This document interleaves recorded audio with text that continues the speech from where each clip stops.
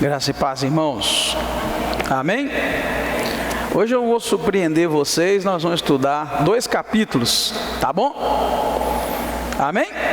Vou estudar o 10 e o 11 e depois a gente continua, né, com a história de Israel, com Joás. Nós vamos começar hoje lendo o capítulo 10, Jeú, né, massacra a família de Acabe, e ele ordena a morte dos ministros de Baal. Depois nós vamos ver uma cena, né, bárbara de Atalia e Joás, e depois, por fim, Joás, né, vai reinar em Israel durante um bom tempo.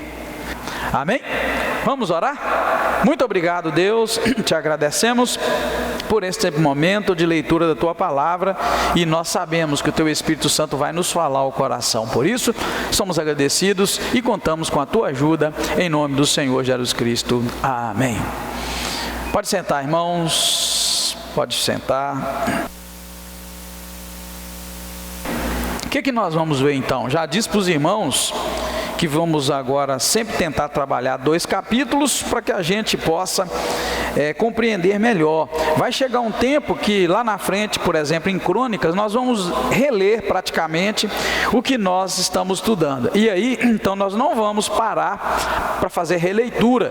Chegando lá, eu só vou lembrar aos irmãos, este assunto nós vimos, né, no capítulo tal, que é o capítulo anterior. O que nós vamos encontrar então? Neste primeiro capítulo, vamos ver que Jeú massacra a família de Acabe, e ele, além disso, dá ordem para que sejam mortos todos os ministros de Baal. É uma cena bárbara.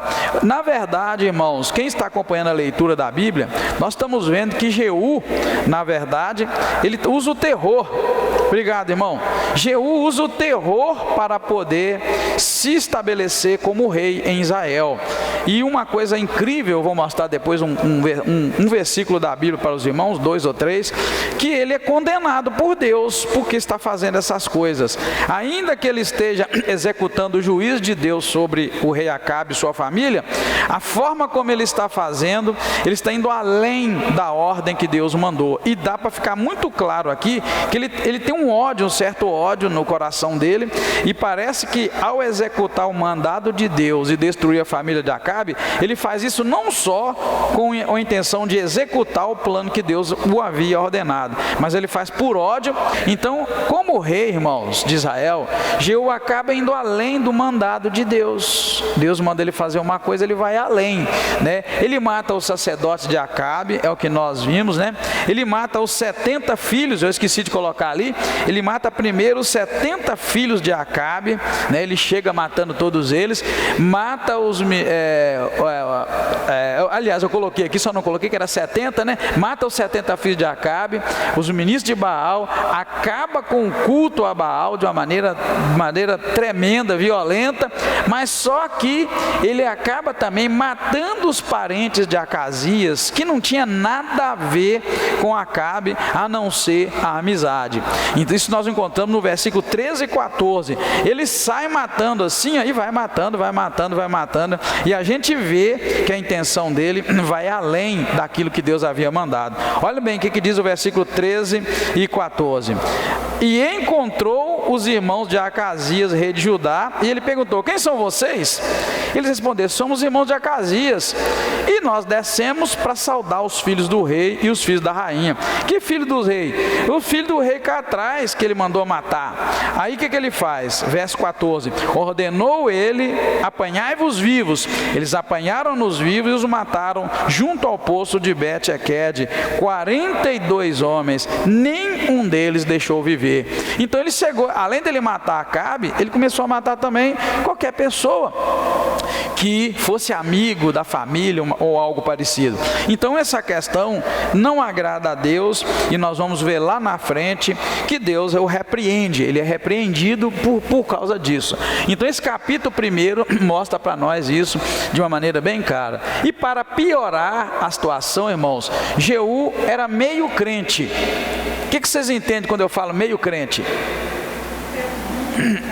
Isso, né? A irmã Fátima está dizendo assim: um pé no mundo e outro pé, né, com Deus. Ele era um camarada meio crente, e isso leva a um fato histórico que nós estamos vendo hoje. Então, quando você vê Israel hoje, com aquele pedacinho de terra que tem, e aquele pedacinho de terra é motivo de muita briga, e Israel foi dono de toda aquela região, perdeu muita coisa. Aqui nesse texto que nós acabamos de ler, mostra esse fato histórico, verso 32, por causa desses pecados de Israel, e culminando no pecado de Acabe, culminando no pecado de Jeú, o Senhor então começa a diminuir o território de Israel. Verso 32 diz isso. Vamos ver, na verdade, verso 30, verso 29, 30, 31, 32, para os irmãos entenderem ali que, para piorar, Jeú era meio crente. Olha o que diz o versículo 29. Jeú, porém, olha bem, não deixou de seguir os pecados de Jeroboão, filho de Nebate, que fez pecar a Israel, a saber, os bezerros de ouro que estavam em Betel e em Dan. Pelo que disse o Senhor a Jeú, olha o que ele diz: fizeste bem em executar o que é reto aos meus olhos, e conforme tudo o que eu tinha no meu coração, fizeste a família de Acabe. Então, por isso, teus filhos até a 4ª geração se assentarão no trono de Israel. Aí o 31 diz: Jeú, contudo, não se ocupou em andar de todo o seu coração na lei do Senhor Deus de Israel, e nem se afastou dos pecados de Jeroboão, que fez pecar Israel. Verso 32, naqueles dias começou o Senhor a diminuir o tamanho de Israel. Aí começa a mostrar, Israel conquistou Israel em todas as fronteiras, desde Jordão e tal, até para a terra de Gileade. Então aqui nós estamos vendo um fato histórico. Por quê?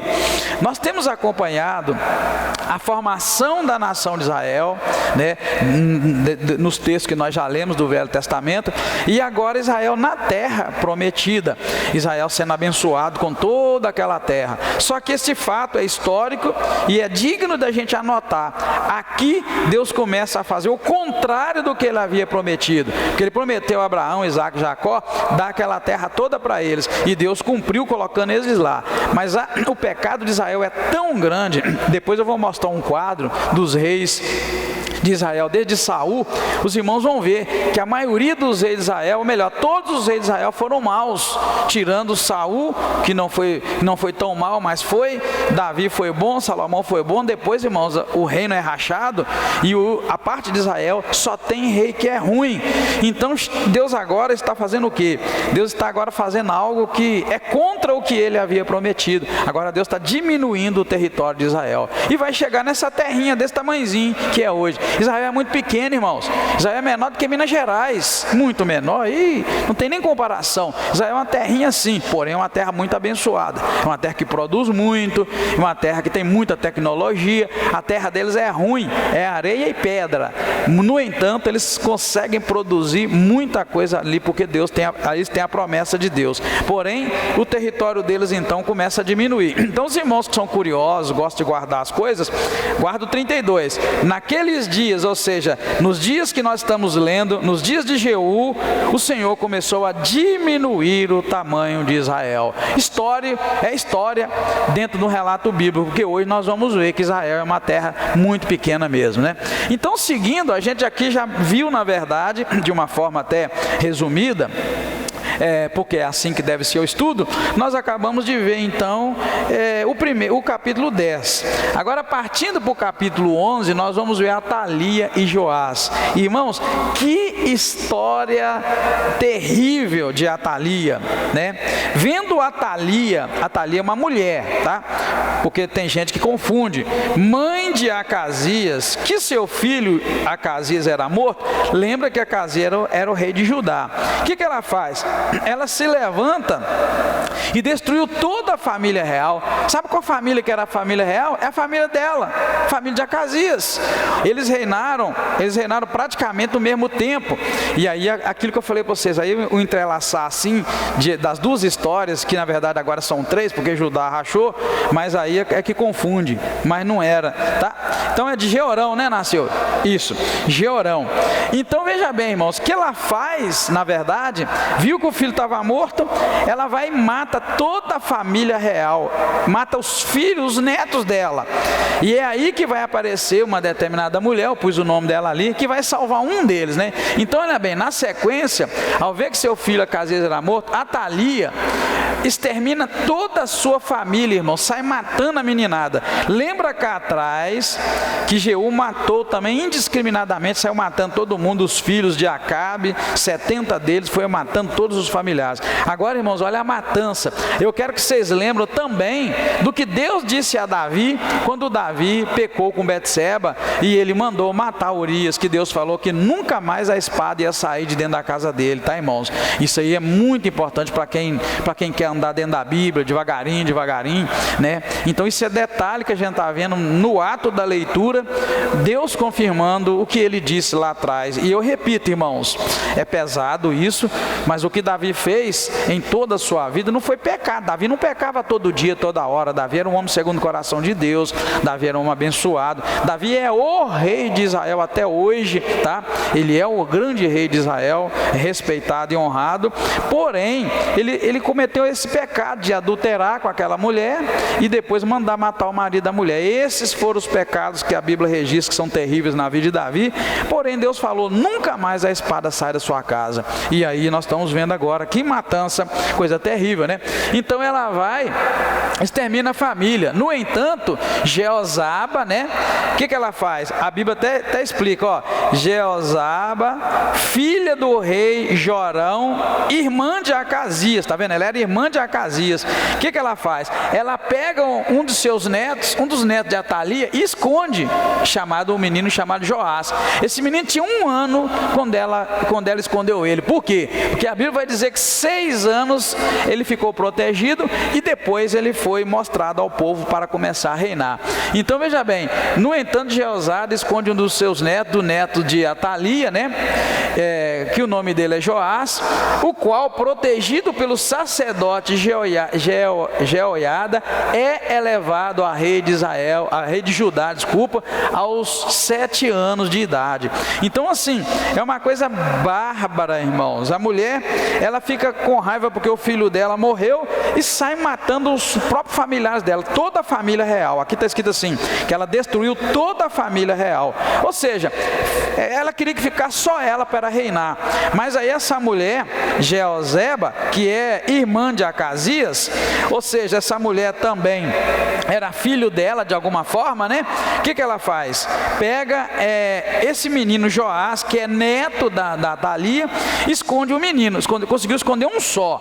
Quando o sacerdote Jeoiada, então, sabendo disso, né, no versículo 4, o que ele faz? Ele manda chamar os comandantes da guarda, todos eles, e faz o menino aparecer.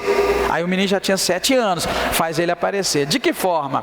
Sabendo da matança que existia em Israel, ele monta um verdadeiro exército para proteger o menino que ia reinar, o menino novo, né? Ele ia ser rei, ele foi rei com 7 anos de idade. O que ele faz?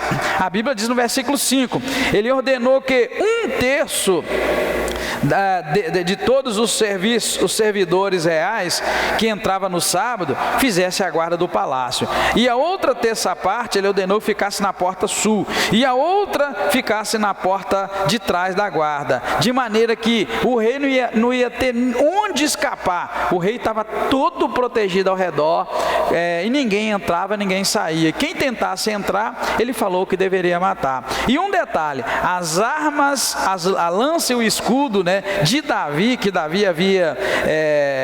havia sido de Davi e tinha sido colocado no templo, agora esse negócio, anos depois, é usado como arma para poder proteger esse menino. Eu queria que os irmãos pensassem assim. É claro que vocês não sabiam que eu ia estudar o 11, então vocês não estão sabendo disso, mas aí vocês, depois dessa uma leitura bem feitinha, vocês vão notar que Joás não vai ser um rei ruim, né? Entre tantos reis ruins, vai ser um rei razoável, quase que totalmente bom, mas não totalmente.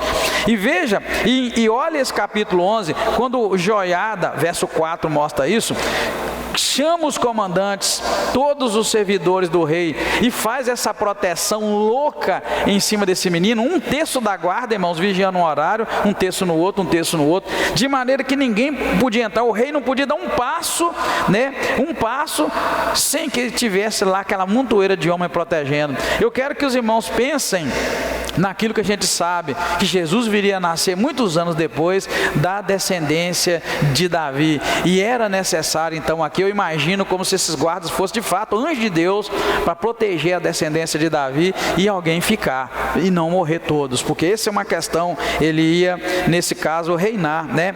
Ele ia reinar, e Deus, em Judá, e Deus sabia que era necessário, e às vezes é necessário que a gente faça a guarda, né? Deus pode enviar seus anjos, mas às vezes é a gente que tem que vigiar também, e isso é uma proteção muito grande ao redor desse menino. Lembra da matança que teve lá no Novo Testamento, quando Jesus ia nascer, e aí o rei ficou sabendo, o governador ficou sabendo que o menino ia nascer, Jesus ia nascer em tal lugar, o que ele fala?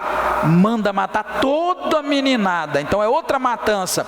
Nesse momento de Jesus nascer, Deus usou em sonhos para dizer para José: foge daqui, porque estão querendo matar o menino. É mais ou menos uma cena muito parecida com essa, para os irmãos verem que tem que haver interferência de Deus em determinados momentos da história, para que a história siga dentro do plano de Deus. O plano de Deus é preciso ter uma luz de Davi, não pode morrer todo. E essa matança toda que a gente vê é prova de que é o inimigo querendo destruir o plano de salvação de Deus, que Deus lá no Éden já começou a promover. Lá no Éden Deus já começou a trabalhar para que Jesus viesse, para que Jesus pudesse salvar o homem, né? E restaurar o coração do homem, que lá em Adão e em Eva ficou perdido, né? Perdeu a comunhão com o Senhor. Então nesse intervalo nós estamos vendo que na Bíblia, vez por outra, é necessária a intervenção de Deus, uma intervenção muito poderosa, além da história conduzida normalmente, para que o plano de Deus aconteça dentro, é claro, da vontade que o Senhor tem, a vontade dele, que é a suprema. Nós vimos isso cá atrás também no capítulo 8, quando Deus poupou, né, Judá por amor de Davi. Deus quis destruir Judá, e Deus fala, verso 19, que eu estou falando para os irmãos, capítulo 8, verso 19, diz a palavra: o Senhor, porém, não quis destruir Judá por amor de Davi, seu servo, porque havia prometido dar a Davi sempre um descendente entre os filhos de Israel. Então são momentos que Deus interfere na história de maneira bruta, ele segura as coisas, ele cria uma proteção extra para poder que o plano dele aconteça. Tá, irmãos? Só para os irmãos dar uma pinceladinha. Então o que acontece nesse texto? Eu quero que os irmãos vejam por esta visão, toda essa trama que nós estamos contando no capítulo 11, Atalia querendo matar todos, e o Senhor acaba usando Jeozaba para proteger Joás, né? E ele fica muito bem protegido. Depois Deus levanta esse profeta. Lembra bem desse sacerdote Jeoiada, porque o que esse Jeoiada faz aqui é uma intervenção muito de Deus, ao ponto do texto encerrar dizendo que Jeoiada fez aliança entre Deus, entre o rei Joás, que era um menininho, e entre o povo. O que ele fez? Ele fez uma lavagem, uma limpeza espiritual em Israel, e é um homem que deve, né, merecer esse destaque para que a gente possa entender melhor a palavra de Deus. E aí então, né, quando essa mulher fica sabendo disso, a Atalia fica sabendo que Jeoiada fez o menino ser rei, o menino saiu pelas ruas, todo mundo alegre. A Bíblia diz que todo o povo se alegrou e a cidade ficou tranquila depois que mataram a Atalia. O que acontece? Essa mulher sabe e ela desespera, e o Jeoiada na mesma hora fala: olha, segue essa mulher, não mata ela dentro do templo, mas segue ela e acabe com ela. E é o que eles vão fazer. Eles vão e acabam com ela, né, e destrói essa mulher. No momento em que ele faz essa justiça, né, de Deus, Jeoiada faz esse trabalho de zeloso por Deus. Deus então começa a mudar a história de Israel, bem verdade, de Judá nesse caso, né. É bem verdade que não vai continuar muito esse momento bom, nunca mais vai ter esse momento bom em Israel. Assim que nós encerramos então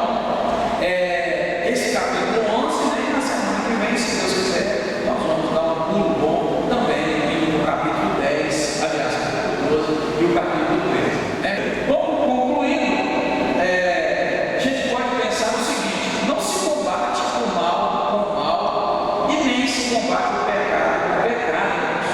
Jeú usou o terror para se impor como rei, e por isso ele será duramente repreendido por Deus. Aí eu queria que os irmãos abrissem a Bíblia em Oséias, abrir em cima. Oséias capítulo 1, versículo de 2 a 5. Os irmãos vão ver que cada futuro, muitos anos depois, Deus vai lembrar desse terror, dessa matança que Jeú fez desnecessariamente. Por que desnecessariamente? Nem Davi, irmãos, que foi um homem de guerra, um homem de tanta luta, saía matando todo mundo. Davi era amoroso, Davi perdoava, Davi teve chance de matar Saul por várias vezes, mas ele não matou. Então era um homem ponderado, mas esse aqui, ele era mesmo terrorista, né? Aí veja bem, Oséias 1, 2 e 5 traz uma referência sobre Jeú que não é boa.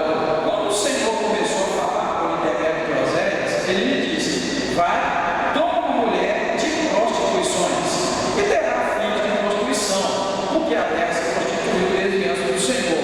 3. Foi-se, pois, e tomou a Gomer, filha de Diblaim, e ela engravidou e deu um filho. Então o Senhor lhe disse: põe o nome de Jezreel, porque daqui a pouco visitarei o sangue de Jezreel sobre a casa de Jeú e farei cessar o reino da casa de Israel. Olha que palavra condenatória. Isso que eu falei para vocês, irmãos. Nós estamos vendo Jeú lá. A Bíblia diz para nós que Deus estava ali diminuindo o território de Israel, e agora cai em Oséias, que é uma profecia que Deus vai fazer cessar o reino de Israel, vai fazer cessar o reino da casa de Israel. Então são palavras de Deus, de uma nação que tem a promessa de Deus, mas uma nação que está caindo debaixo da maldição. E por que Deus manda pôr o nome do menino, filho de Oséias, da mulher de prostituição, foi Jezreel, e diz: porque daqui a pouco visitarei o sangue de Jezreel sobre a casa de Jeú. Os irmãos, voltando lá no texto que a gente leu e nos capítulos anteriores, nós vamos ver que foi Jezreel que Jeú cometeu muita atrocidade, e foi lá que ele matou os filhos de Agar, e é lá que ele fez uma destruição terrível. O tempo todo ele está fazendo isso no lugar chamado Jezreel. Ele se aproveitou de que o rei estava lá se curando, das feridas da guerra, e ele chega simplesmente e mata. Esse lugar de Jezreel tornou-se um lugar de sangue, de tanta maldade que ele fez. Então ele fala assim: visitarei o sangue de Jezreel, é porque ali ele derramou sangue e mais sangue, que era desnecessário. Amém, queridos? Então assim nós encerramos esses dois capítulos com essa mensagem: não se combate o mal com o mal, e nem o pecado com o pecado. Não se vence com violência, não se vence matando, nem brigando, não se vence, irmãos, com violência. A gente vence na força do Senhor, na força do Espírito Santo. Amém? Deus abençoe a sua vida e te dê uma ótima noite, uma ótima semana, em nome de Jesus. Os irmãos do lado direito, quer comentar alguma coisa? Irmã Termita, os irmãos aqui, está tranquilo? Os irmãos do lado esquerdo, está tudo tranquilo também? Alguma dúvida? Nenhuma? Amém. Vamos orar então, queridos. Nossa, tem um relâmpago ali agora, clareou tudo, hein? Vamos orar e vamos para casa, mas que molha, né? Vem chuva. Obrigado, queridos. Deus abençoe a vida de vocês. Se Deus abençoar, estaremos no final de semana. Se o nosso bom Deus permitir, como tem permitido, é um prazer, né? Muito grande estudar a Bíblia com vocês, e devagarinho nós estamos estudando. Eu amo a Bíblia Sagrada e fico lá o tempo todo no meu quartinho, lendo, estudando, e tem um computador na frente, a gente pode buscar e pesquisar. É muito gostoso, né? Não sei se tem mais alguém que você gosta, né? Eu gosto, tem minhas biblinhas, piscada, estragadinha, que coisa boa. Ah, que bom, se a igreja inteira soubesse o quanto que é importante conhecer Deus através da Bíblia. Mas vamos orar. Muito obrigado, Pai, te agradeço mais uma vez pela liberdade que temos de estudar a Tua Palavra, pela liberdade que temos de questionar, pela liberdade que temos, ó Deus, de abrir as Escrituras e nela meditar. Espírito Santo de Deus, confirma a palavra no nosso coração e nos ajuda a melhorar cada dia. Vimos hoje que o Senhor não se agrada quando a gente tenta vencer o mal com o mal, o pecado com o pecado. O Senhor é santo, o Senhor é puro e nós precisamos ter os mais elevados padrões de conduta, meu Pai, dentro da Tua Palavra. Por isso eu te agradeço, peço que o Senhor aplique os ensinamentos no nosso coração e nos ajuda no dia a dia. Abençoa o Teu povo, Pai, me abençoa nossas vidas e nos ajuda a viver como sal e luz da terra. Mais uma vez, eu te agradeço em nome do Senhor Jesus Cristo. Amém. Muito obrigado. Deus abençoe, queridos. Estaremos juntos no final de semana, se Deus quiser.